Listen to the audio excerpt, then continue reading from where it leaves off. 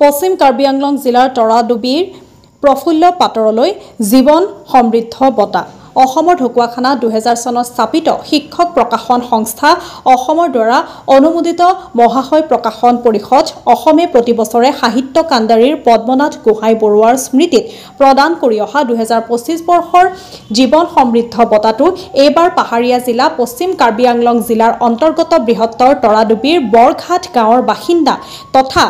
অকআৰা প্ৰাথমিক বিদ্যালয়ৰ অৱসৰপ্ৰাপ্ত কৃতি শিক্ষক সমাজসেৱা তথা সফল বৃত্তিৰ বিশেষ অৱদানৰ বাবে প্ৰফুল্ল পাটৰলৈ 2025 বৰ্ষৰ বাবে সাহিত্য কাণ্ডাৰী পদ্মনাথ গোহাঁই বৰুৱাৰ স্মৃতিত জীৱন সমৃদ্ধ বঁটাৰ বাবে নিৰ্বাচিত কৰা হৈছে। এই উপলক্ষে মহাশয় প্ৰকাশন পৰিষদৰ 60 সংখ্যক মহাশয় উন্মোচন আৰু বঁটা প্ৰদান অনুষ্ঠানটো অহা 14 আৰু 15 জুলাই দুদিনীয়া কাৰ্যসূচীৰে গুৱাহাটীৰ মাছখোৱাস্থিত অসম সাংস্কৃতিক ন্যাসত অনুষ্ঠিত কৰাৰ বাবে প্ৰস্তুতি চলাইছে।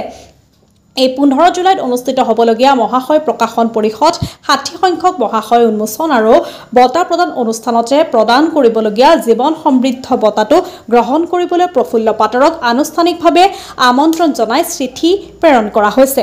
পশ্চিম কাৰ্বি আংলঙৰ পৰা নাৰায়ণ বৰুৱা ৰিপৰ্ট নিভাজ অসম লাইভ।